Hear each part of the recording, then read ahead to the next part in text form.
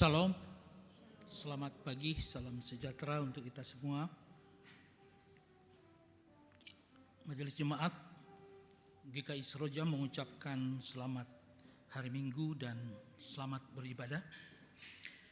Adapun pokok-pokok warta lisan pada minggu ini sebagai berikut. Yang pertama, pelayanan firman. Pelayan firman pada kebaktian umum pukul 7 dan juga kebaktian umum 9.30 dilayani oleh Bapak Pendeta Niko Agusta, Gereja Presbyterian Indonesia Rawa Bandung. Sedangkan kebaktian sekolah minggu pada pukul 9.30 dilayani oleh guru sekolah minggu. Kebaktian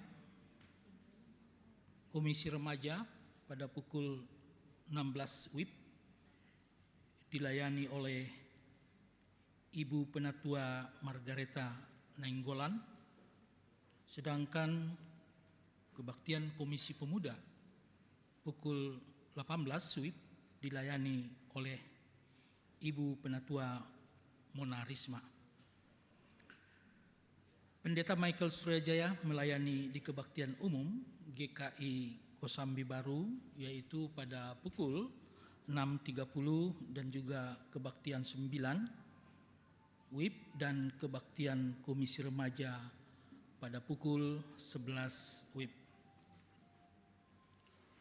Yang kedua adalah beberapa informasi yang akan disampaikan. Yang pertama, bahwa persekutuan anggota Bapelkas dan karyawan GKI Seroja dilaksanakan pada hari Jumat tanggal 14 Februari 2025. Yang kedua adalah pendaftaran kelas katekisasi tahun 2025 sudah dibuka. Untuk formulir dapat diambil di bagian tata usaha. Kelas katekisasi akan dimulai pada bulan Maret 2025. Kami harapkan Bapak Ibu yang anak-anak kita mau ikut katekisasi untuk didorong mendaftarkan diri. Yang ketiga adalah rapat kerja atau raker Majelis Jemaat dan Badan Pelayanan akan dilaksanakan pada hari ini, Minggu tanggal 9 Februari 2025 pada pukul 13 WIB sampai selesai. Mohon kiranya perhatian dan kehadiran seluruh pengurus badan pelayanan. Yang keempat, Majelis Jemaat menghimbau bagi umat yang membawa kendaraan roda 4 agar berhati-hati memarkirkan kendaraannya, karena di bagian samping kanan dan bagian tengah lahan parkir Seroja 5 telah ada pondasi tiang beton sebanyak 13 titik. Jadi mohon kiranya perhatiannya agar tidak ada yang dirugikan. Kemudian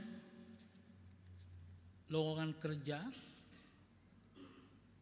PPK Tabita.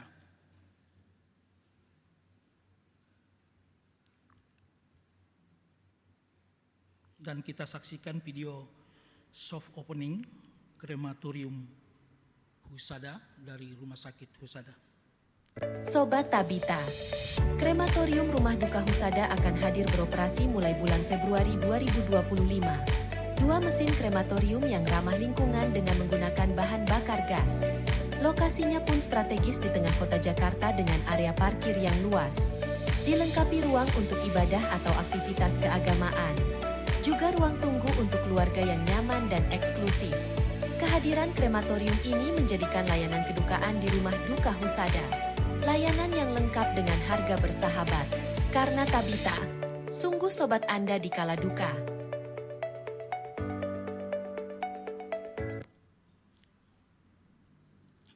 Yang terakhir, Majelis Jemaat GKI Seroja menyampaikan turut berduka cita atas berpulangnya Ibu Susana Sibarani, wilayah 7, pada hari Rabu tanggal 5 Februari 2025 yang lalu.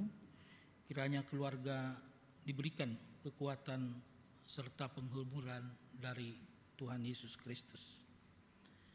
Demikian warta lisan pada minggu ini, kiranya Tuhan memberkati.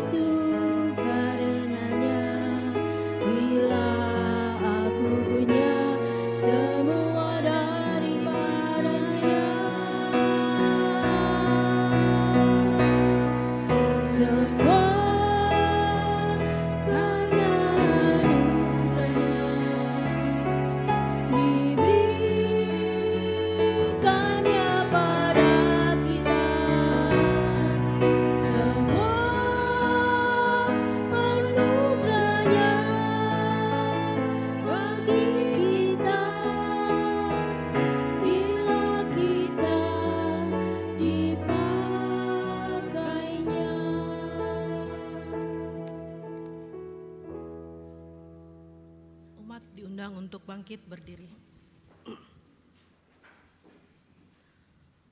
Mazmur pasal 71 ayat yang 8. Biarlah mulutku penuh dengan pujian kepadamu, dengan penghormatan kepadamu sepanjang hari. Marilah kita memuliakan Tuhan Allah kita. Marilah kita memuji Dia, Allah yang esa, kini dan selamanya. Kidung Jemaat 242 ayat 1 dan 3, muliakan Allah Bapa. Muliakan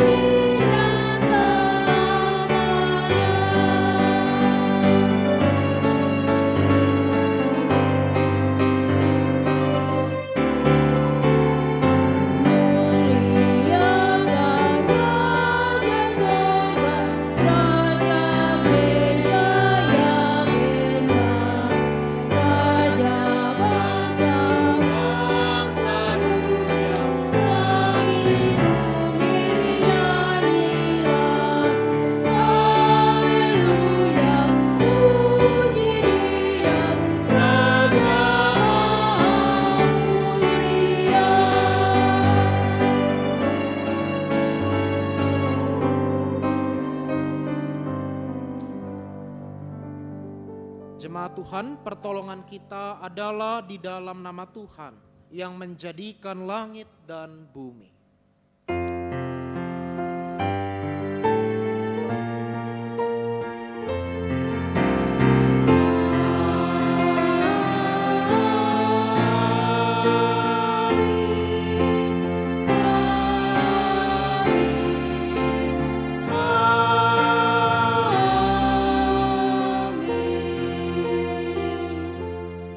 Salam sejahtera bagi setiap kita yang berhimpun di dalam nama Tuhan.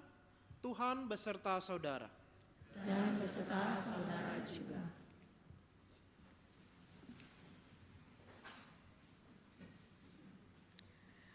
Gereja layaknya sebuah rumah yang harus dirawat.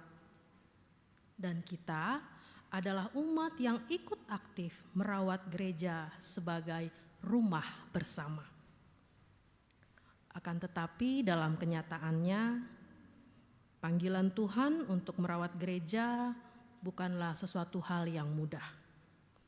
Ketidaklayakan diri atau tidak adanya waktu seringkali menjadi alasan penolakan sebuah panggilan untuk melayani.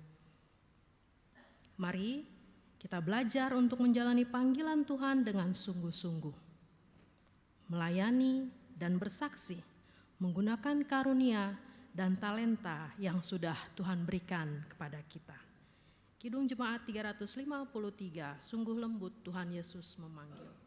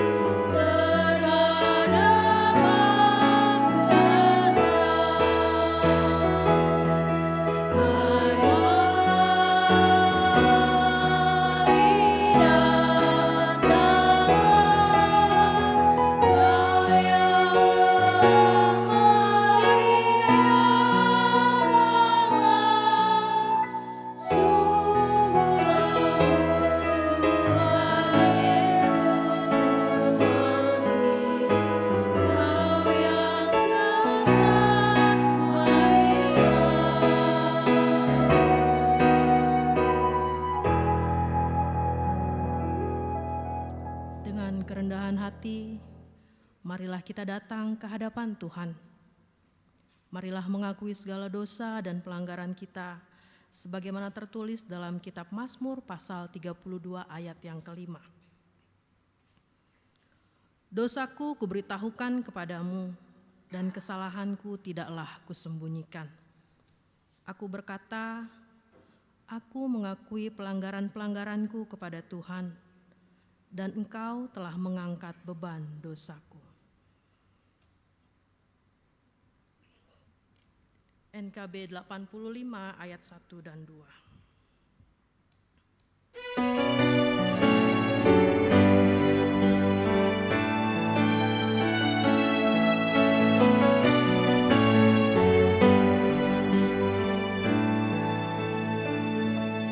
Mengapa Yesus turun dari surga, masuk dunia berjaya, berdoa dan berumur dalam cawan baik imannya. Mengapa Yesus menderita dan mahkota duri pun dipakainya? Mengapa Yesus mati bagi saya? Kasih-Nya, ya karena kasih-Nya. Bapak Ibu, mari kita berdoa untuk mengakui segala dosa dan pelanggaran kita.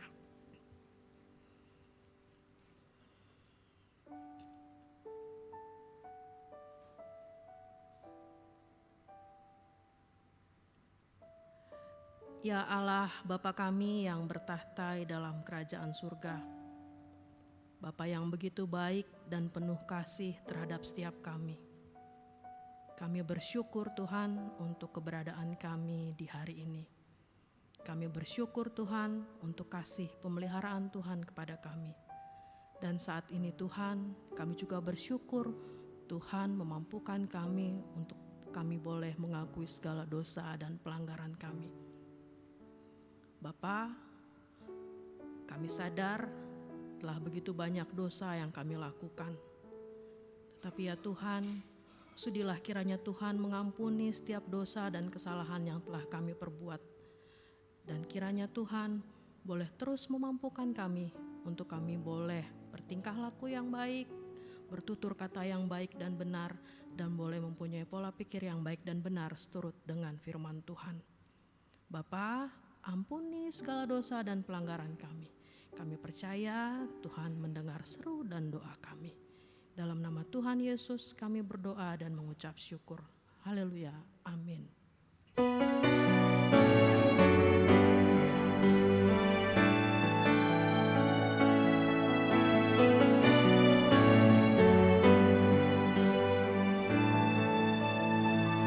Mengapa Yesus mau pegang tanganku bila ku di jalan tersesat? Mengapa Yesus beriku kekuatan bila jiwaku mulai berat? Mengapa Yesus mau menanggung dosaku? Beriku damai serta sukacitanya. Mengapa Dia mau melindungiku? Kasih-Nya, ya karena kasih-Nya. Bapak Ibu, mari kita bangkit berdiri. Bagi setiap kita yang telah mengakui dosa di hadapan Tuhan, dengarkanlah berita pengampunan dari Tuhan menurut kitab Mazmur pasal 130 ayat yang ketiga dan keempat. Jika Engkau ya Tuhan mengingat-ingat kesalahan, Tuhan, siapakah yang dapat bertahan? Tetapi padamu ada pengampunan, supaya orang takut akan Engkau. Demikianlah berita anugerah dari Tuhan. Salam damai.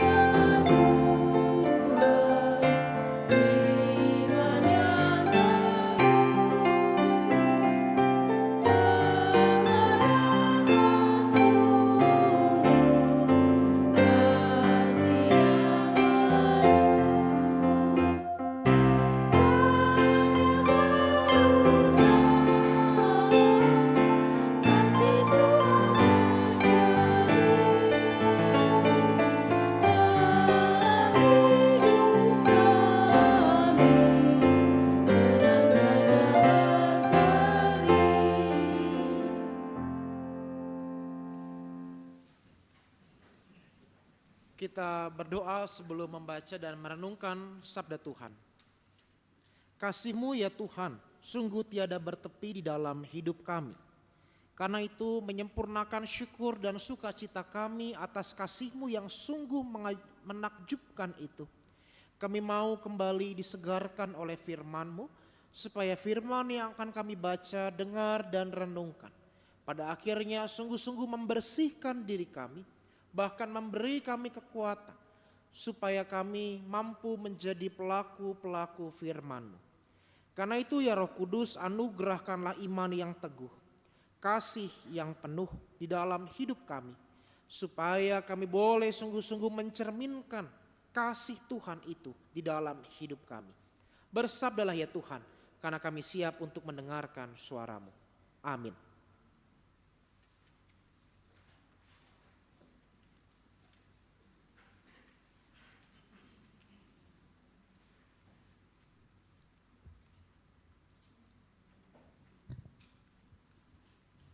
Bacaan pertama dari kitab Yesaya pasalnya yang ke-6 ayat 1 sampai dengan ayat yang ke-13. Bacaan pertama dari kitab Yesaya pasalnya yang ke-6 ayat 1 sampai dengan ayat yang ke-13. Pada tahun kematian Raja Uzia, aku melihat Tuhan duduk di atas tahta yang tinggi dan menjulang, bagian bawah jubahnya memenuhi bait suci. Para serafim berdiri di sekitarnya, masing-masing mempunyai 6 sayap. 2 sayap untuk menutupi muka mereka, 2 sayap dipakai untuk menutupi kaki mereka, dan 2 sayap untuk melayang-layang. Mereka berseru bersaut-sahutan, Kudus, kudus, kuduslah Tuhan semesta alam, seluruh bumi penuh kemuliaan-Nya. Maka bergoyanglah alas ambang pintu karena suara seruan mereka, dan rumah itu pun penuhlah dengan asap. Lalu kataku, celakalah aku binasa, sebab aku ini seorang yang najis bibir, dan aku tinggal di tengah-tengah bangsa yang najis bibir. Namun mataku telah melihat Sang Raja, Tuhan semesta alam. Lalu salah satu serafim itu terbang ke arahku, di tangannya ada bara yang diambilnya dengan sepit dari atas mezbah. Lalu menyentuhkannya pada mulutku serta berkata, lihat, bara ini telah menyentuh bibirmu, maka kesalahanmu telah disingkirkan dan dosamu telah dilenyapkan. Lalu aku mendengar suara Tuhan berkata, siapakah yang akan kuutus, dan siapakah yang mau pergi untuk kita? Sahutku, ini aku, utuslah aku. Kemudian firman-Nya, pergilah dan katakanlah kepada bangsa ini, dengarlah sungguh-sungguh, tetapi kamu tidak akan mengerti. Lihatlah sungguh-sungguh, tetapi kamu tidak akan memahami. Buatlah hati bangsa ini keras dan telinganya berat mendengar, dan matanya melekat tertutup, supaya jangan mereka melihat dengan matanya dan mendengar dengan telinga dan mengerti dengan hatinya, lalu berbalik dan menjadi sembuh. Kemudian aku bertanya, sampai berapa lama ya Tuhan? Lalu jawabnya, sampai kota-kota menjadi puing tanpa penduduk, rumah-rumah tanpa penghuni, tanah terlantar dan sunyi sepi. Tuhan akan menyingkirkan manusia jauh-jauh, sehingga dalam negeri banyak tanah yang ditinggalkan. Jika di sana masih tinggal 1/10 dari mereka, mereka akan dilahap api sekali lagi, seperti pohon tarbantin dan pohon besar lainnya yang ketika ditebang. Hanya tersisa tunggalnya. Tunggul itu menjadi benih yang kudus. Demikianlah sabda Tuhan.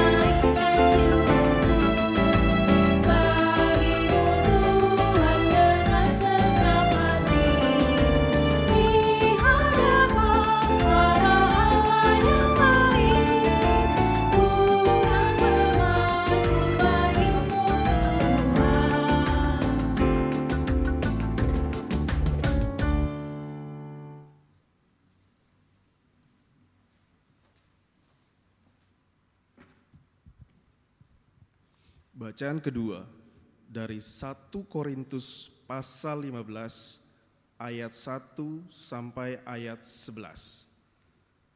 1 Korintus pasal 15 ayat 1 sampai ayat 11.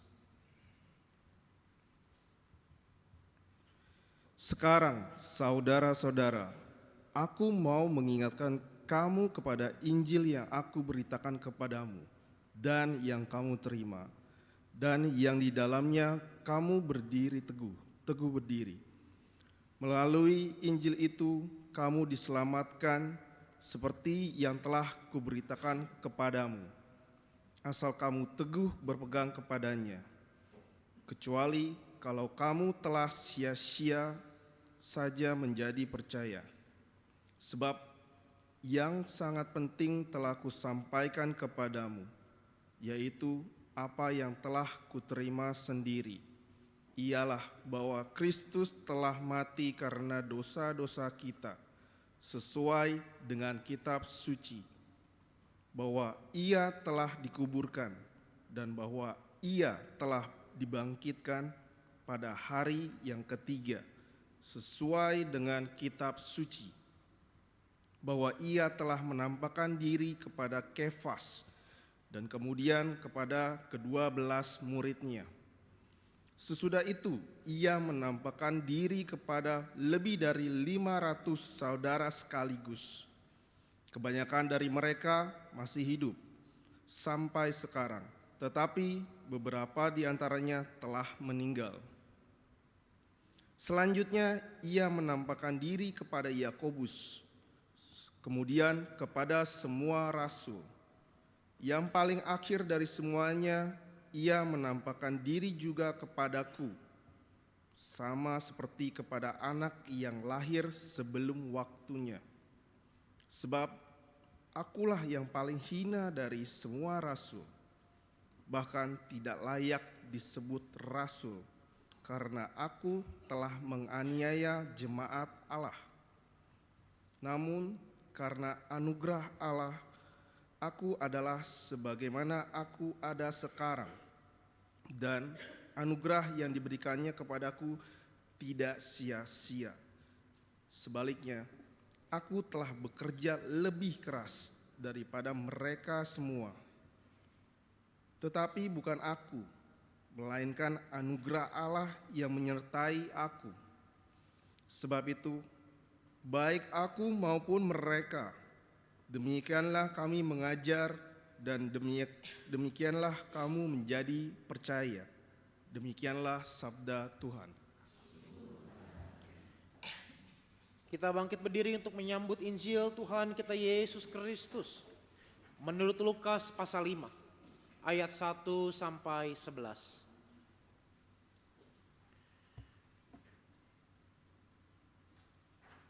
Pada suatu kali Yesus berdiri di pantai Danau Genesaret. Sementara orang banyak mengurumuni dia hendak mendengarkan firman Allah. Ia melihat 2 perahu berlabuh di tepi danau. Nelayan-nelayannya telah turun dan sedang membasuh jalannya. Ia naik ke dalam salah satu perahu itu, yaitu perahu Simon, dan meminta dia mendorong perahunya sedikit jauh dari pantai. Lalu ia duduk dan mengajar orang banyak dari atas perahu. Setelah selesai berbicara, ia berkata kepada Simon, "Bertolaklah ke tempat yang dalam dan tebarkanlah jalamu untuk menangkap ikan." Simon menjawab, "Guru, sepanjang malam kami telah bekerja keras tetapi tidak menangkap apa-apa. Namun karena perkataanmu itu aku akan menebarkan jala." Setelah mereka melakukannya, mereka menangkap sejumlah besar ikan sehingga jala mereka mulai koyak. Lalu mereka memberi isyarat kepada teman-temannya di perahu yang lain supaya mereka datang membantunya. Mereka pun datang, lalu kedua perahu itu mereka isi dengan ikan hingga hampir tenggelam. Kata Simon Petrus, ketika Simon Petrus melihat hal itu, ia pun sujud di depan Yesus dan berkata, "Tuhan, pergilah dariku, karena aku ini orang berdosa." Sebab ia dan semua orang yang bersama dia diliputi rasa takjub oleh karena banyaknya ikan yang mereka tangkap. Demikian juga Yakobus dan Yohanes anak-anak Zebedeus yang menjadi teman Simon. Kata Yesus kepada Simon, jangan takut. Mulai sekarang engkau akan menjala manusia. Sesudah menarik perahunya ke darat, mereka pun meninggalkan segala sesuatu lalu mengikut Yesus. Demikianlah Injil Tuhan kita Yesus Kristus. Berbahagialah kita yang mendengarkan firman Allah dan yang memeliharanya. Haleluya.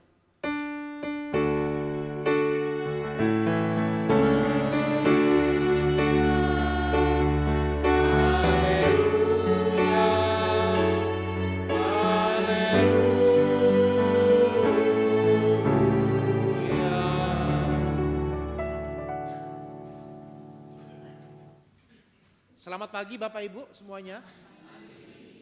Bagaimana kabarnya di pagi menjelang siang ini?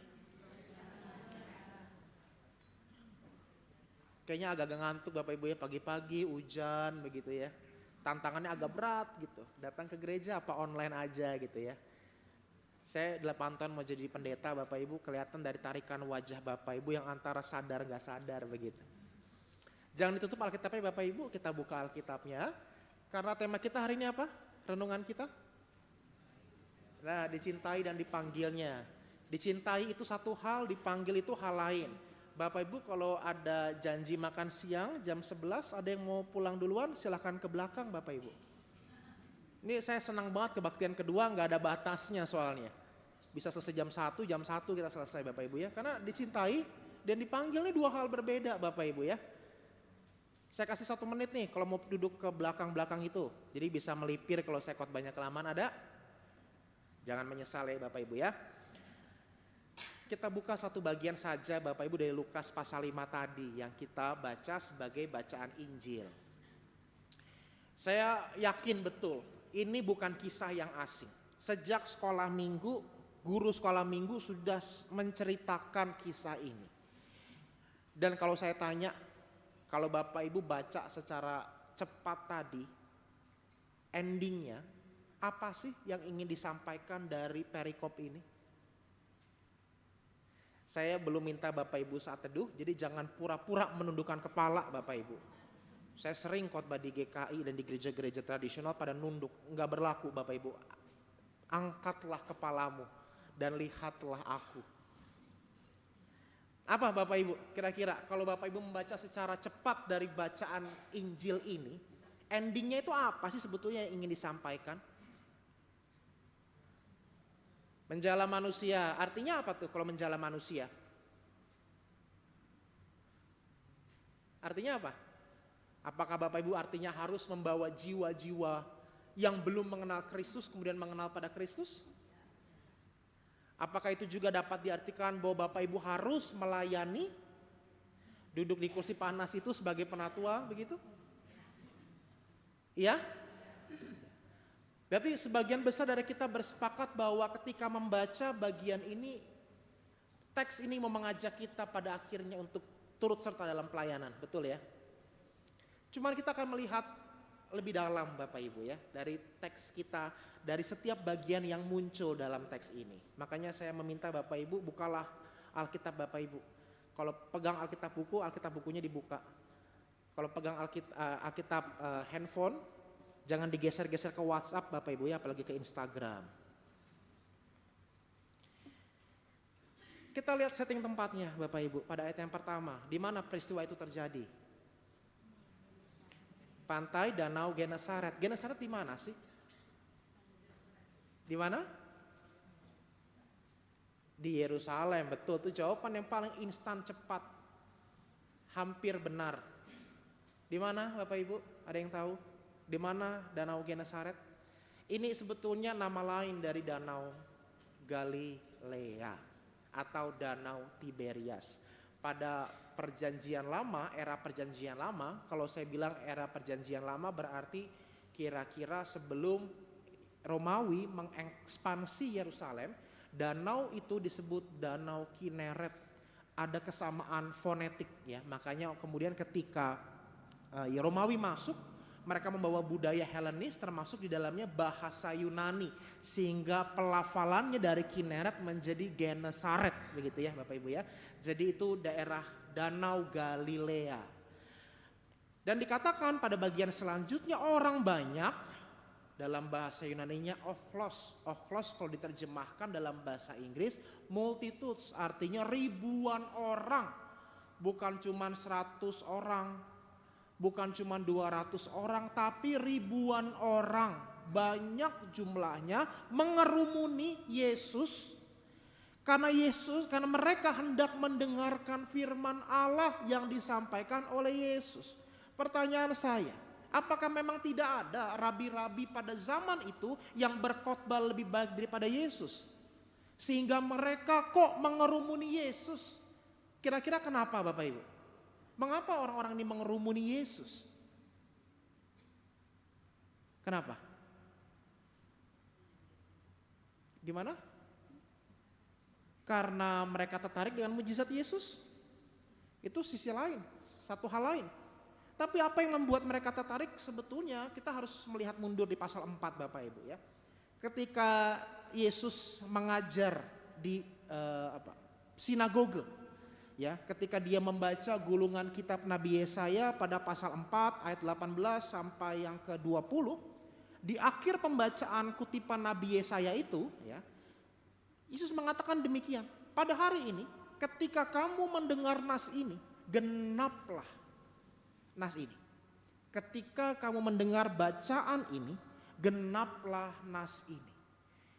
Yesus ngomong begitu, di bagian akhirnya terjadilah huru-hara Bapak Ibu. Ada yang marah, tapi yang marah ini adalah ahli-ahli Taurat, orang Farisi dan para imam. Mereka marah. Mengapa marah? Karena menurut mereka tidak pantas Yesus mengatakan genaplah nas ini, karena menurut orang Yahudi Yesus bukan siapa-siapa. Tapi bagi sebagian besar orang yang disebut dengan ochlos itu, orang banyak itu, mereka melihat Yesus sebagai pribadi yang lain, figur yang lain, figur yang mereka damba-dambakan. Kenapa? Karena pada zaman itu antara orang-orang Galilea utara, Galilea itu di atas Bapak Ibu ya, dan orang-orang di Yerusalem di selatan, terjadi konflik. Ada kesenjangan sosial. Kenapa bisa terjadi kesenjangan sosial? Karena pada masa itu orang-orang Yerusalem itu kan identik dengan pemerintahan, dengan pusat agama, dengan pusat kepemimpinan wilayah Yerusalem, semuanya berpusat di situ. Orang-orang yang di Yerusalem ini, karena mereka bisa dikatakan golongan terdidik gitu ya, dan orang-orang yang punya kekuatan finansial, mereka cenderung tidak peduli dengan saudara sebangsa mereka di wilayah Galilea. Makanya ingat ketika dalam Injil Yohanes ada orang-orang Yahudi yang mengatakan bagaimana mungkin sesuatu yang baik itu datang dari Galilea. Karena sebegitu rendahnya stigma yang dikenakan oleh orang-orang Yerusalem kepada orang-orang di Galilea. Mereka sudah terbiasa dipinggirkan, didiskriminasi. Datanglah Yesus yang bukan hanya mengajar, pada perikop selanjutnya dia mengerjakan mujizat. Siapa yang gak senang Bapak Ibu? Selama ini mereka diabaikan, datanglah orang yang berwibawa, pengajarannya bagus, melakukan mujizat juga.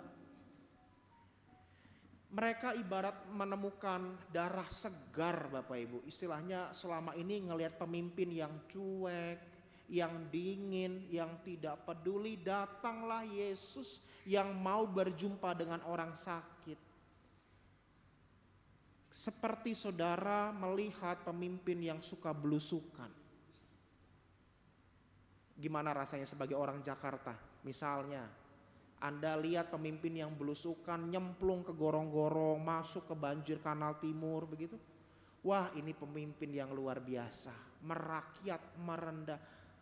Impresi yang sama juga dialami, dirasakan oleh orang-orang Galilea ketika melihat Yesus. Maka ketika Yesus berada di sekitar Danau Genesaret itu, mereka mengerumuni. Mereka berpandangan Yesus inilah yang bisa kita angkat, kita lantik menjadi Mesias politik untuk menumbangkan orang-orang di selatan, untuk menumbangkan kekaisaran Roma. Singkat cerita, kemudian Yesus naik ke salah satu perahu yang dikatakan milik Simon pada ayat yang ketiga. Setelah ia mengajar, audiensnya bergeser. Yang tadinya orang banyak sekarang tertuju pada satu orang, yaitu siapa? Simon Petrus. Kisah ini juga kemudian menunjukkan yang kedua, Bapak Ibu. Selain yang pertama orang-orang mencari Yesus karena wibawanya, karismanya, kisah ini mau menunjukkan secara implisit bagaimana apa yang tertulis pada pasal 4 ayat 18 sampai ayat yang ke-20 itu dinyatakan berlaku terjadi pada diri yang bernama Simon. Di mana letak perubahannya? Letak perubahannya nanti pada perubahan status Simon Petrus. Kita akan lihat Bapak Ibu. Ayat 4. Setelah selesai berbicara, ia berkata kepada Simon, bertolaklah ke tempat yang dalam dan tebarkanlah jalamu untuk menangkap ikan. Yesus baru selesai ngajar, ujuk-ujuk tiba-tiba dia minta ke Simon pergi lagi ke tengah danau. Padahal pada bagian sebelumnya di ayat kedua, para nelayan udah selesai, mereka sudah membasuh jalannya, udah gak ada kegiatan lagi. Tapi Yesus tiba-tiba naik, mengajar, setelah mengajar dia minta Simon sekarang ke seberang lagi, nanti kamu tebarkan jalamu di sana. Lihatlah respon Simon Petrus pada ayat yang kelima. Guru, sepanjang malam kami telah bekerja keras, tapi kami tidak menangkap apa-apa. Simon tuh frustrasi sekaligus kesal Bapak Ibu. Tuhan lihat gak? Guru lihat gak? Saya sudah semalam-malaman, saya tidak mendapatkan apa-apa. Kok ringan banget mulutmu mengatakan sekarang ke tengah lagi. Memangnya gak pakai tenaga, memangnya gak pakai waktu. Kira-kira itu perasaannya Simon begitu Bapak Ibu. Tapi dia menarik ya. Tidak menolak mentah-mentah permintaan Yesus, dia mengatakan dengan kalimat, namun karena perkataanmu itu aku akan menebarkan jala. Ini bukan kalimat penolakan Bapak Ibu, tapi ini sebuah kalimat yang mau mengatakan begini. Tuhan, saya ikuti maunya Tuhan. Tapi kalau nanti di tengah danau saya gak dapat apa-apa, saya tidak hilang rasa percaya pada Tuhan. Kenapa Simon bisa ngomong begitu? Karena bagian sebelumnya di ayat 38 pasal 4, Yesus menyembuhkan ibu mertuanya yang sudah sakit demam sekian waktu lamanya, kemudian disembuhkan, dan itu terjadi depan matanya Simon. Sebetulnya Bapak Ibu, pada masa itu menyembuhkan sakit gak cuma Yesus yang bisa, orang lain bisa Bapak Ibu. Itu pekerjaan gampang bagi tabib zaman itu. Sehingga saya mau ngajak lihat ya Bapak Ibu, mungkin tidak enggak. Pada ayat kelima, apa sebutan Simon kepada Yesus? Guru. Guru. Epistata dalam bahasa Yunani. Guru itu ya panggilan hormat aja. Kenapa hormat? Ya karena Yesus dihormatilah seperti tabib lah, sembuh ibunya kok. Ya. Jadi Petrus belum melihat Yesus sebagai Tuhan dan Allah. Dia ngelihat Yesus sebagai ya udah sama seperti tabib yang berhasil menyembuhkan. Jadi saudara-saudara pada zaman itu menyembuhkan orang sakit, tabib juga bisa Bapak Ibu. Gak harus Yesus, apalagi sakitnya cuma ecek-ecek, sakit demam Bapak Ibu. Sakit demam kan Anda paling obatnya apa? Air putih kan? Satu air putih, yang kedua modom, tidur. Obatnya itu sederhana. Sehingga Simon mengatakan epistata. Ya udahlah, kulakukan deh karena engkau sudah menyembuhkan ibuku dan aku percayalah engkau mungkin ada kuasa sedikit-sedikit lah gitu ya. Kira-kira begitu. Sehingga Petrus pergi ke tengah danau. Tindakan pergi ke tengah danau menuruti apa yang Yesus katakan dari POV-nya Yesus. POV itu apa? Point of view ya. Dari sisi Yesus, Yesus mau menguji Simon. Oke Simon, engkau kan mengatakan kalaupun gak dapat ikan aku tetap percaya. Maka Yesus mau melihat, sekarang pergilah ke tengah. Lihatlah di sana. Dan apa yang terjadi Bapak Ibu? Pada ayat yang ke-6, mereka menangkap sejumlah besar ikan. Dan jala mereka mulai koyak sampai mereka minta bantuan lagi. Poin yang pertama yang ingin saya tekankan begini Bapak Ibu. Ketika kita berbicara bahwa kita ini dicintai oleh Allah, Anda merasa tidak dicintai oleh Allah? Anda merasa dicintai Allah atau tidak merasa dicintai Allah? Oh, saya merasa dicintai Allah Pak, karena gaji baru turun, angpau Imlek masih banyak, promosi jabatan, gaji naik, saya merasa dicintai Allah Pak. Coba POV-nya kita ubah. Bagaimana kemudian ketika saudara-saudara mengalami hal yang menyedihkan, hal yang menakutkan, hal yang sangat tidak enak, apakah Anda berani mengatakan bahwa Allah mencintai saya? Saudara, apa yang Petrus lakukan sebetulnya pada saat yang bersama dia menunjukkan pengakuannya dengan mengatakan karena engkau menyuruhnya maka aku akan menebarkan jalannya. Itu setara dengan aku percaya kok sama Tuhan. Aku percaya sama Tuhan. Tapi Tuhan melangkah lebih jauh. Sekarang pergi ke tengah danau. Tengah danau itu adalah sebuah gambaran simbolik kita menuju ke the unknown place, tempat yang tidak tentu, tempat yang penuh dengan situasi yang berubah-ubah. Tengah danau itu Bapak Ibu, di situ bisa terjadi angin sakal, angin yang kencang, bisa terjadi kapalnya karam karena angin itu, bisa jadi mereka tenggelam karena satu dan lain hal, tapi Simon Petrus tetap harus ke sana. Kenapa? Karena iman itu harus dinyatakan.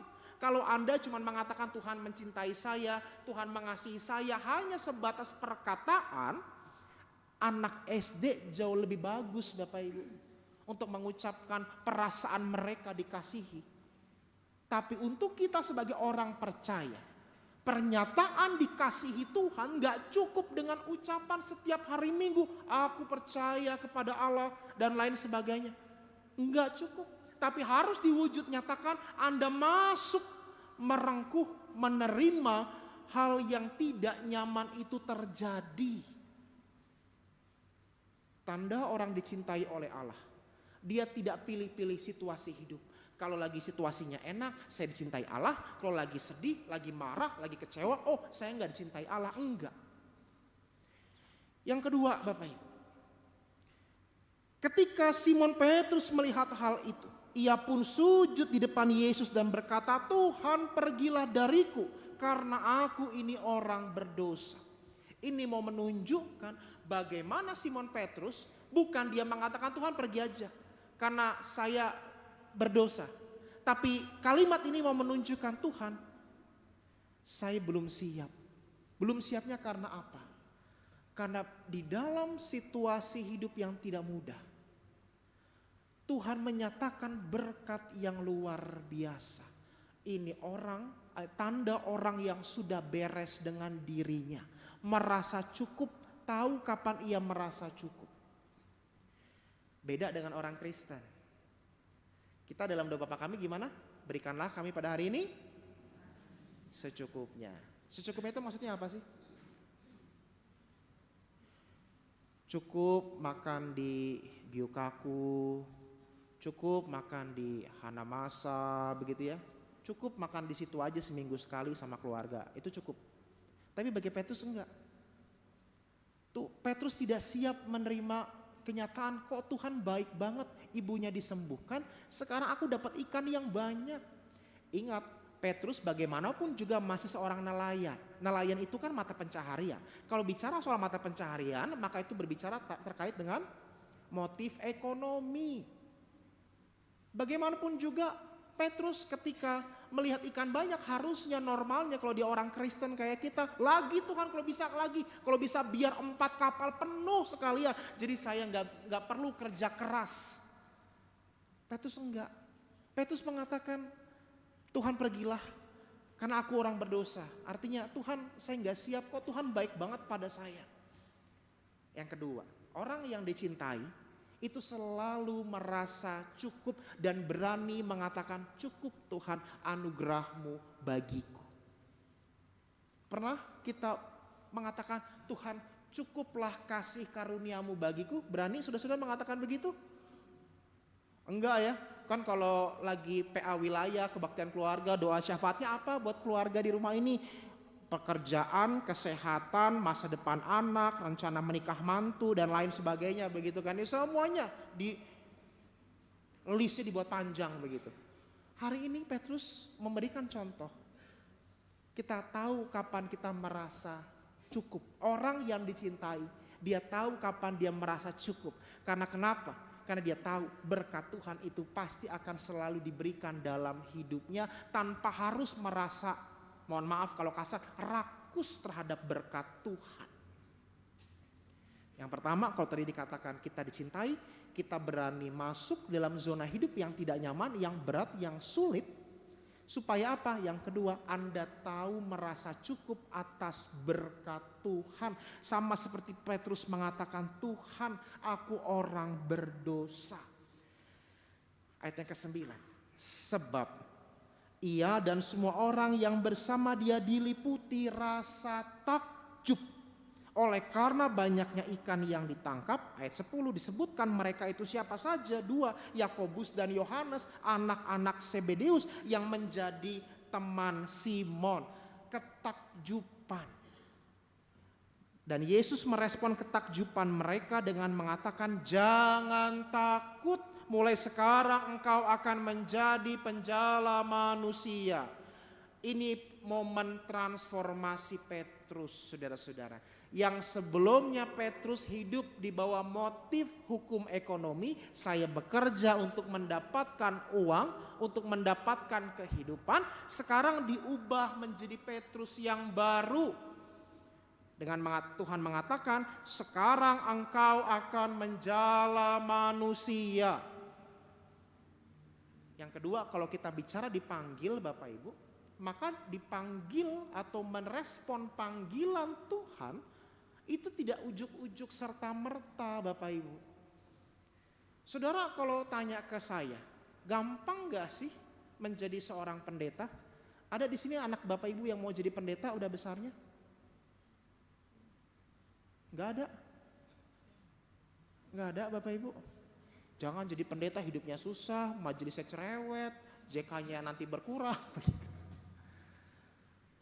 Kalau Anda tanya ke saya, gampang gak sih Pak Pendeta jadi pendeta?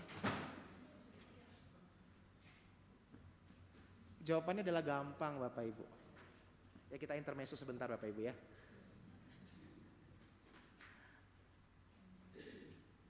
Gampang kalau mau jadi pendeta Bapak Ibu. Jadi penatua gampang gak? Gampang. Gampangnya kenapa Pak Pendeta? Gampang. Anda kalau jadi penatua kan syaratnya apa? Minimal 2 tahun pelayanan di komisi kan? Di komisi aja dulu gitu kan, terus datanglah ke gereja tepat waktu, ikut kegiatan-kegiatan gereja, maka percayalah peluang untuk menjadi penatua terbuka lebar. Anda mau jadi pendeta juga gampang, Anda masuk sekolah teologi yang didukung oleh sinode, lalu Anda belajar baik-baik, Anda lulus proses vikariat, Anda jadi pendeta. Gampang, kalau secara prosedural gampang Bapak Ibu. Kalau secara administratif gampang. Anda mau jadi pendeta gampang, tapi menghidupi panggilan sebagai penatua, menghidupi panggilan sebagai pendeta, gak semuanya bisa. Kalau sekedar jabatan gampang Bapak Ibu, sekedar jabatan penatua mah gampang, Anda terlihat pura-pura baik saja. Anda akan terpilih jadi penatua atau pendeta. Terlihat pura-puralah baik, maka Anda akan terpilih. Makanya di gereja, bukan di seroja begitu ya. Ada penatua kalau menyambut jemaat shalom, puji Tuhan, kabar baik ya Bapak Ibu. Tapi kalau BPMJ Bapak Ibu, bukan cuma tisu yang melayang, kursi pun melayang Bapak Ibu. Sehingga nggak mau jadi penatua periode kedua lagi. Ada yang pernah jadi penatua cuma 1 periode di sini? Ada yang coba angkat tangan? Nggak mau ngaku Bapak Ibu ya. Saya mengalami kayak begitu, berjumpa dengan teman-teman penatua yang baru 1 periode, mau gak dilawat lagi kan? Gak mau. Kenapa? Takut kalau BPMJ, kalau PMJ. PMJ mulai jam 12 habis makan siang kan biasanya kan ya, karena logistik menentukan logika, selesainya jam 9 malam Bapak Ibu. Kebaktian 4 kali aja belum kelar itu PMJ. Sehingga orang kapok. Kalau sekedar jabatan gampang, Anda bisa hidup dalam kepura-puraan. Tapi teks ini mengajarkan kita, pertama-tama belajarlah seperti Petrus, keluar dari zona nyamanmu dan merasa cukup dulu dengan dirimu. Merasa cukup dengan berkat Tuhan, bukan serakah. Karena kalau serakah, Kita akan melihat gereja itu sebagai tempat kita mencari penghormatan, tempat kita mencari dukungan, tempat kita memenuhi kebutuhan-kebutuhan yang tak kasat mata kita. Kalau kita melihat pelayanan sebagai itu, hancurlah pelayanan Bapak Ibu. Selanjutnya kalau kita lihat, Yesus mentransformasi, kalau Anda mau melayani Tuhan, Anda harus ditransformasi dulu. Orang yang dicintai Tuhan, hidupnya itu bertransformasi, berubah. Dan Petrus dikatakan engkau akan menjala manusia. Siapa manusia? Menurut Lukas, menurut teks Lukas, Injil Lukas siapa Bapak Ibu? Siapa? No, ini panjang lagi Bapak Ibu. Ini jam berapa sekarang? 10.31. Gak apa-apa panjang Bapak Ibu ya. Anda menyesal kan datang ke kebaktian 9:30 kan? Saya senang saudara-saudara. Manusia menurut Lukas itu adalah orang-orang yang terdiskriminasi. Maka nanti ada satu kisah yang tidak muncul dalam Injil yang lain, tapi muncul di Lukas. Ada yang tahu kisah apa? Samaria yang murah hati. Itu tidak ada di Injil lain, hanya ada di Injil Lukas. Karena Lukas mau menekankan bahwa manusia sesamamu itu adalah orang-orang seperti orang Samaria. Dan dalam kisah itu ada satu lagi. Orang yang dirampok habis-habisan dan hampir mati. Satu orang Samaria, yang kedua orang hampir mati. Ini kalau dalam tradisi zaman itu gak perlu diurusin, udah hampir mati tinggal nunggu ajal aja. Yang ketiga, kisah para rasul itu masih dalam bukunya Lukas, bab 2-nya Lukas, jilid keduanya. Ketika Simon, Petrus, tokoh yang sama berjumpa dengan siapa? Pasal 10. Saudara gak tahu kisah Rasul pasal 10? Itu menjadi dasar kenapa orang Kristen boleh makan saksang, panggang, saudara-saudara. Karena Simon tinggal di rumah seorang yang bernama Simon the Tanner, Simon penyamak kulit. Manusia bagi Lukas, menurut perspektif Lukas adalah orang-orang yang engkau pandang hina. Orang-orang yang terkucilkan. Bagi Simon Petrus dalam kisah Rasul ya, kita melompat jauh begitu Bapak Ibu. Kira-kira begini, saya orang Yahudi, Simon Petrus, tinggal di rumah seorang penyamak kulit yang pasti bukan Yahudi. Kenapa? Karena orang Yahudi tidak akan bekerja bersentuhan dengan bangkai. Penyamak kulit berarti kan dia bangkai binatang dong Bapak Ibu ya. Orang Yahudi gak akan bersentuhan langsung. Tapi Simon harus tinggal di situ dan makan makanan yang disediakan oleh si penyamak kulit ini sampai 3 kali. Visi Tuhan datang kepada Petrus. Petrus makanlah apa yang tidak diharamkan oleh Allah, jangan diharamkan oleh manusia. 3 kali sampai kemudian Petrus yakin baru dia makan dan orang Kristen boleh makan saksang setelah itu. Bahagia kan saudara? Kalau saudara ditanya di mana konsepnya, dasar biblisnya di kisah para rasul. Jadi itu visi yang datang dari Tuhan. Artinya engkau berjumpa dengan orang-orang yang berbeda, dengan orang Samaria, dengan orang sakit, dengan orang yang berbeda latar belakang budaya, suku bangsa. Saudara mungkin sekarang tidak mengalami lagi situasi seperti itu karena kita bertemu dengan orang-orang yang sesama Kristen. Tapi jujurlah, di gereja ini ada gak orang yang menyebalkan menurut saudara? Saya gak perlu angkat tangan, senyum aja saudara-saudara. Yang paling lebar berarti paling banyak dia musuhnya di gereja. Ada? Gak ada. Puji Tuhan aman-aman aja ya Nang ya, Ibu ya. Di gereja itu Bapak Ibu berjumpa dengan orang-orang yang seringkali menyebalkan. Ada yang mulutnya jabir. Tahu jabir saudara-saudara? Jabir itu kayak cerewet yang menyebalkan begitu, merepet mulu.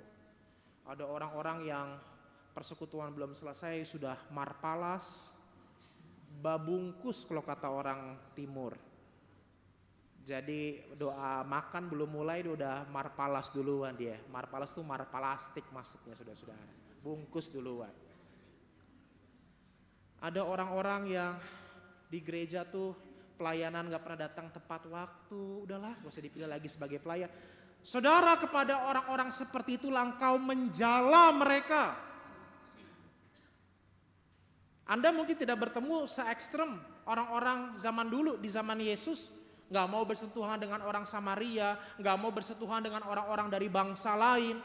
Sekarang yang Anda temui adalah mereka yang menyebalkan di gereja ini atau di rumahmu, tetangga sebelahmu mungkin, yang setiap pagi dia merepet terus karena air Anda nyiram tanaman nyiprat ke rumahnya, sehingga itu encim-encim ngomel terus misalnya. Atau rumah di belakang kerjanya anaknya nangis mulu misalnya. Dan Anda jadi sebel, nih orang tuanya bisa jaga anak atau enggak sih begitu. Kepada mereka Anda menjala manusia, saudara-saudara. Anda diutus, Anda dipanggil setelah Anda membereskan diri Anda seperti Petrus tadi. Yang kedua, Anda menjumpai orang-orang yang kepadanya relasi Anda tidak beres. Jujurlah, ada berapa banyak orang-orang di sekitar hidupmu yang mungkin engkau punya relasi yang tidak beres. Ada banyak saudara-saudara, tapi justru untuk itulah Anda dipanggil. Kenapa? Karena Yesus mengatakan jangan takut. Artinya misi untuk menjala manusia bukan misinya Petrus. Misi Anda bertemu dengan orang-orang yang menyebalkan itu adalah misinya Tuhan, dan Anda ketika mengatakan saya percaya Tuhan, Anda dihisap dalam misi itu. Anda tidak bisa tidak untuk mengerjakan misi itu. Berjumpa dengan orang-orang yang menyebalkan dalam hidupmu. Kalau hari ini Anda masih jengkel dengan mertua Anda, pulang gereja ini telepon mereka. Kalau hari ini ada lagi berantem sama pasangan Anda karena uang belanja kurang, berdamai dengan mereka. Kalau hari ini Anda tidak berdamai dengan anak Anda karena tidak pernah pulang ke rumah, menganggap rumah hanya seperti hotel transit, pulang jam 12 malam, jam 6 udah check out lagi. Sehingga Anda gak peduli lagi dengan anak-anak Anda pulang. Jala mereka, berdamai dengan mereka. Dan yang menarik ayat ke-11, saya yakin ini bagian yang sering terlupakan. Sesudah mereka menarik perahu-perahunya ke darat, kita baca bersama-sama setelah koma itu. 2, 3, mereka pun meninggalkan segala sesuatu, lalu, saudara, teks ini awalnya berbicara spesifik kepada Simon Petrus, tapi endingnya pertobatan Petrus membawa pertobatan bagi Yakobus dan Yohanes.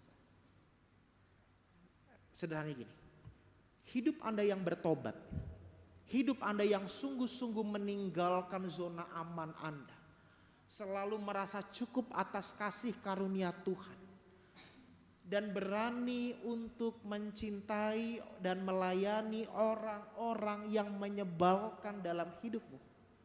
Maka di titik itu Anda melakukan pekabaran Injil. Anda menjala manusia karena hidupmu dilihat oleh orang banyak dan hidupmu membawa sukacita bagi orang lain. Celakanya banyak orang Kristen makin Kristen Bapak Ibu itu makin mudah menghakimi Bapak Ibu. Saudara gak percaya? Saya korbannya soalnya. Saya pernah waktu itu.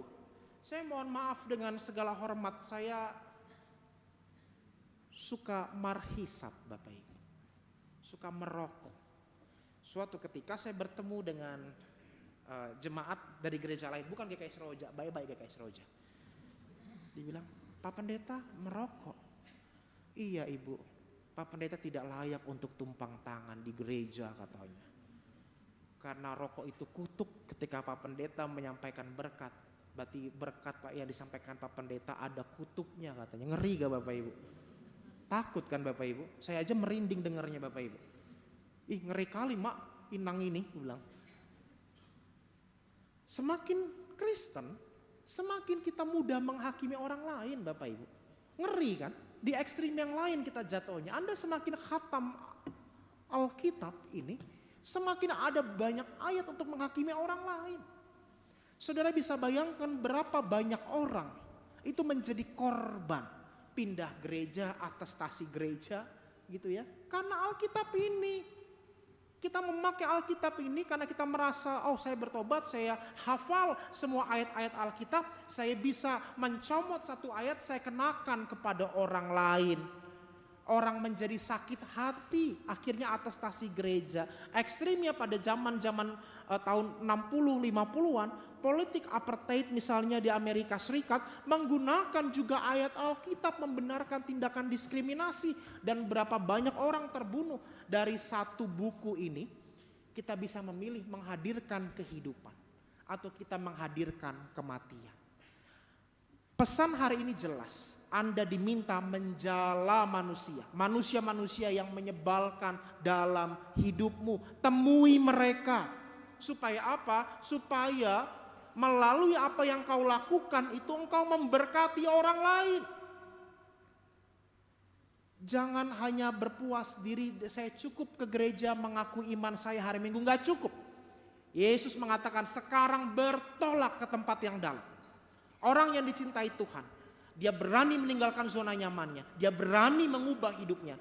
Supaya dia menjadikan hidupnya sebagai teladan. Saudara-saudara yang dikasih dan mengasihi Tuhan. Bacaan Injil hari ini semata-mata bukan bicara langsung melompat pada engkau melayani orang lain. Melayani gampang saudara-saudara. Tapi mengubah diri kita. Itu yang tidak mudah. Tidak mudah. Kita harus mempersilahkan Yesus naik ke perahu kita. Pada ayat yang ketiga, ia naik ke salah satu perahu itu. Hidupmu tidak mudah, tapi kalau engkau menerima Yesus, hidupmu akan jadi mudah. Yesus akan menolong mencukupi segala sesuatunya. Saudara, berapa banyak di sini yang orang Batak? Coba angkat tangan. Oke, banyak kali mak. Saudara masih ingat waktu masih kecil opung Anda mungkin mengajarkan sebuah lagu yang dibawa oleh Martin Luther.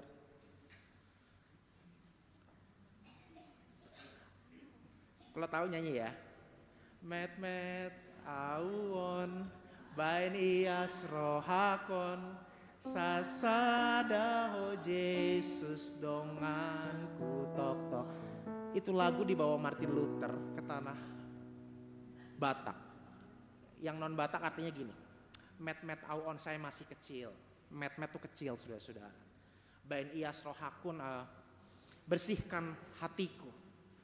Karena Yesus donganku, sahabatku, toktong senantiasa. Artinya apa? Kalau Anda mau melayani, Anda harus membersihkan hati Anda. Persilakan Yesus naik ke perahumu, ke hatimu. Supaya engkau mengalami transformasi dan engkau mampu untuk menjala manusia.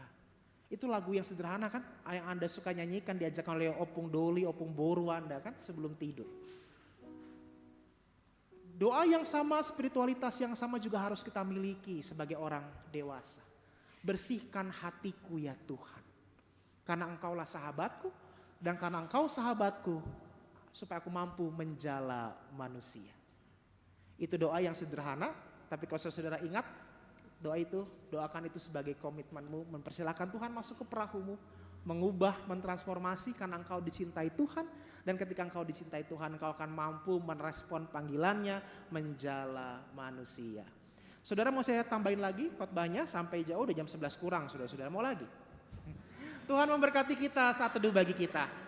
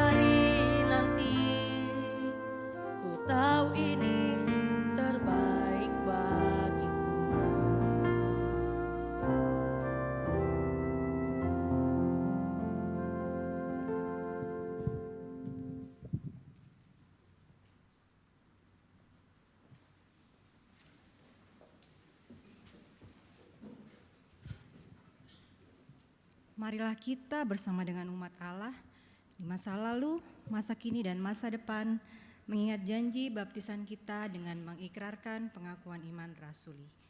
Aku percaya kepada Allah, Bapa yang Maha Kuasa, Khalik langit dan bumi, dan kepada Yesus Kristus, Anak yang tunggal Tuhan kita, yang dikandung daripada Roh Kudus, lahir dari anak darah Maria, yang menderita sengsara di bawah pemerintahan Pontius Pilatus, disalibkan, mati dan dikuburkan, turun dalam kerajaan maut.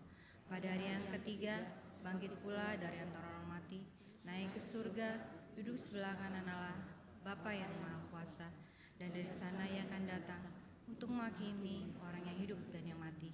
Aku percaya kepada Roh Kudus, gereja yang kudus dan am, persekutuan orang kudus, pengampunan dosa, kebangkitan orang mati, dan hidup yang kekal.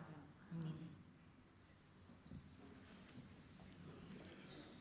Mari kita berdoa menaikkan doa syafaat kita. Kami bersyukur ya Tuhan untuk firman-Mu yang telah Engkau taburkan di dalam hati kami. Mampukanlah kami untuk menjadi pelaku firman dengan belajar dari Simon Petrus ya Tuhan. Berani untuk pergi ke tempat yang tidak nyaman.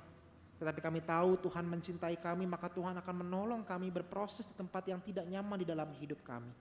Supaya kami pada akhirnya ditransformasi dan hidup kami menjadi berkat yang menjala banyak orang. Khususnya mereka yang mungkin selama ini kami abaikan, yang kami acuhkan di dalam hidup kami. Meteraikanlah firman ini ya Tuhan di dalam hati setiap kami. Kami juga menyatukan hati kami, menaikkan permohonan kami mengingat saudara-saudara kami yang sedang mengalami sakit atau kelemahan tubuh. Kami mengingat Ibu Yulia Trimarianti Tampu Bolon, Ibu Saur Marisi Nababan, Ibu Rosdiana Marsolina Siagian, Bapak Hopen Siregar, Ibu Ligio Ing, Ibu Sri Rudati, Bapak Haryati, Ibu Haryati, Bapak Jermia Limuil, Bapak W Pakpahan, Bapak Richard Pasaribu, Ibu Rosma Elina Limbong, Bapak Esi Tohang, Bapak Firdo Siagian. Kami mendoakan mereka ya Tuhan supaya di tengah-tengah kelemahan tubuh mereka tetap mengalami pertolongan dan kekuatan dari Tuhan.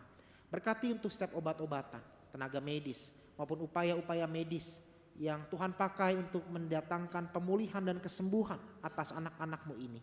Biarlah itu semua diberkati oleh Tuhan, supaya melalui setiap bagian yang harus mereka lewati, mereka mengalami kekuatan dan pemulihan dari Tuhan. Demikian juga keluarga yang mendampingi, dianugerahkanlah kiranya oleh Tuhan kekuatan, hikmat, dan pengharapan yang penuh kepada Tuhan. Sehingga keluarga yang mendampingi mereka yang sakit ini, mereka tetap mempertaruhkan segala sesuatunya hanya kepada Tuhan.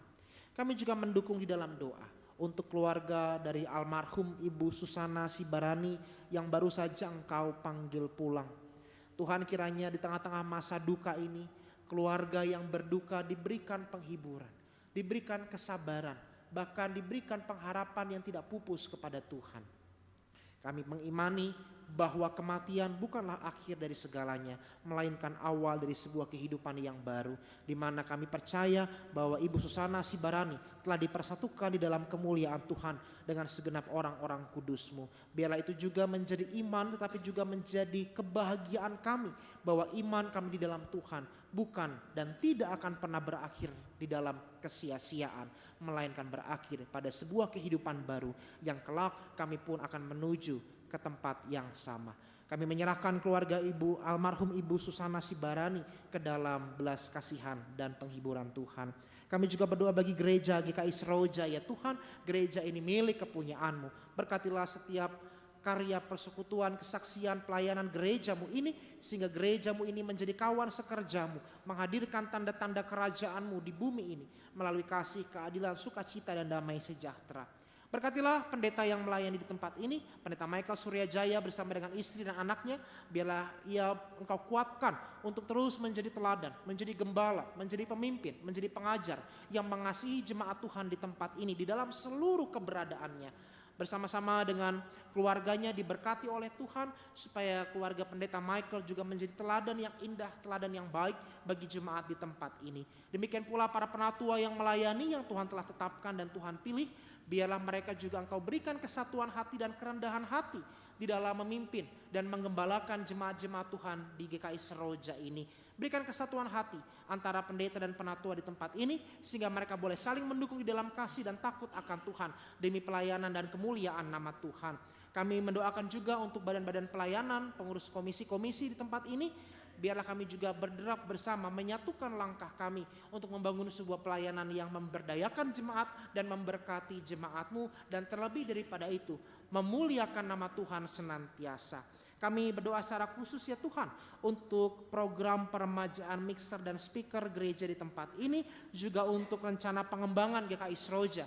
Biarlah Tuhan rencana yang telah disusun dan dianggarkan ini, segala sesuatunya Tuhan yang mencukupkannya. Gerakkanlah kami semua untuk bukan hanya terlibat sebagai pendoa, tapi menggerakkan kaki dan tangan kami, hati dan pikiran kami untuk memberi, mempersembahkan bagi gereja-Mu di tempat ini ya Tuhan. Jadikan kami juga sebagai jawaban doa, bukan hanya sebagai pendoa. Kami menyerahkan setiap rencana-rencana pelayanan dan pengembangan pelayanan di tempat ini ke dalam belas kasihan Tuhan. Kami juga mendoakan ya Tuhan untuk bangsa dan negara kami, biar Tuhan yang memimpin dan memberkati mereka dengan hikmat dari sorga, sehingga para pemimpin kami, mereka membuka hatinya terhadap kebenaran, menutup pintu hatinya terhadap kejahatan. Berikanlah kerendahan hati, berikanlah kebijaksanaan, sehingga setiap keputusan-keputusan politik yang diambil membawa kebaikan dan damai sejahtera bagi Indonesia. Kami menyerahkan bangsa dan negara kami ya Tuhan ke dalam belas kasih dan pimpinan Tuhan. Ini doa kami, dengarkanlah Tuhan. Tapi di atas semuanya itu, jangan kehendak kami yang jadi, biarlah hanya kehendak-Mu saja yang jadi atas segala permohonan kami ini. Demi Kristus Tuhan kami yang telah mengajarkan kami berdoa bersama. Bapa kami,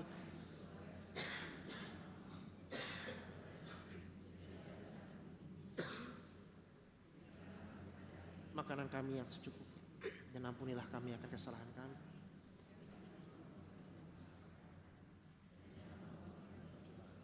Tapi lepaskanlah kami daripada yang jahat, karena Engkau yang punya kerajaan dan kuasa dan kemuliaan sampai selama-lamanya. Amin.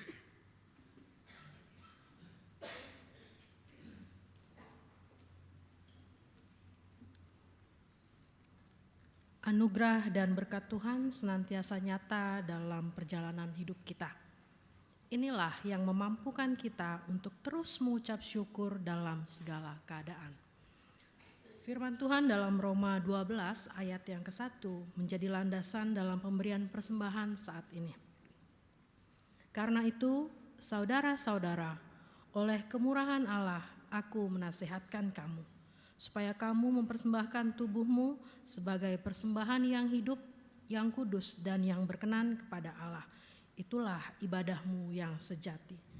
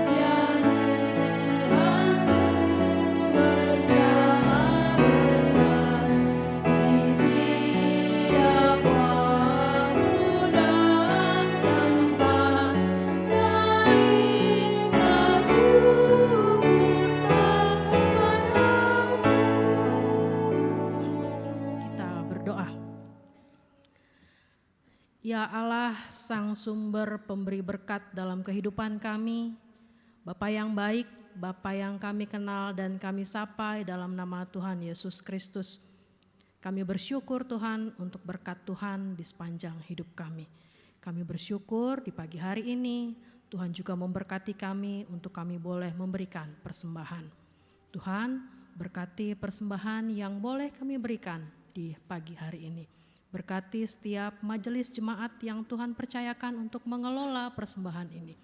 Dan dengan perkenanan Tuhan, kami percaya Tuhan memampukan kami untuk boleh memberikan tubuh, jiwa, dan roh kami sebagai persembahan yang kudus, hidup yang berkenan kepada Tuhan. Dalam nama Tuhan kami Yesus Kristus, kami berdoa dan bersyukur. Haleluya, amin.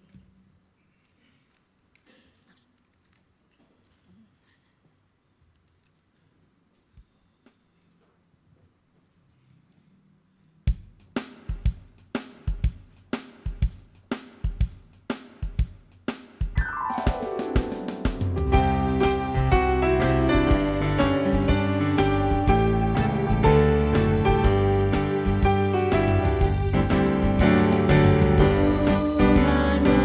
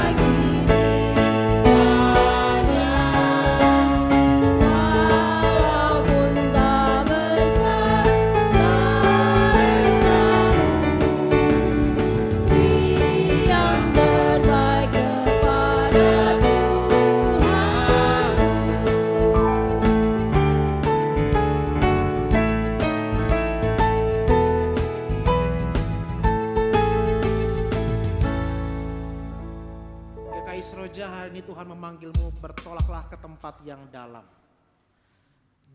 Jadilah penjala manusia. Berubahlah dari hatimu supaya engkau dimampukan Tuhan menjala manusia. Dan karena itu, arahkanlah hatimu kepada Tuhan. Jadilah saksi Kristus. Terpujilah Tuhan. Pulanglah, bukalah hatimu, terimalah berkat dari Tuhan. Tuhan memberkati engkau dan melindungi engkau. Tuhan menyinari engkau dengan wajahnya dan memberi engkau kasih karunia. Tuhan menghadapkan wajahnya kepadamu dan memberi engkau damai sejahtera dari sekarang ini sampai selama-lamanya. Amin.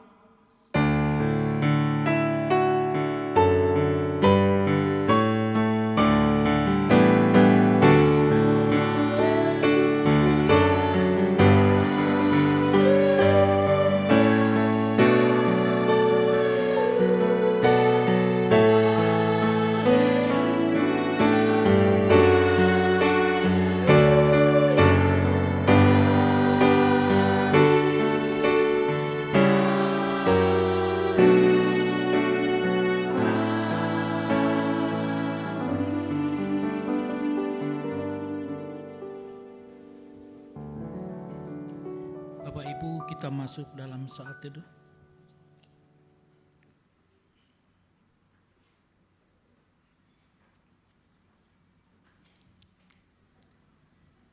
Majelis Jemaat menyampaikan ucapan terima kasih atas kesetiaan Bapak Ibu ambil bagian dalam ibadah minggu ini. Kiranya Tuhan Yesus memberkati.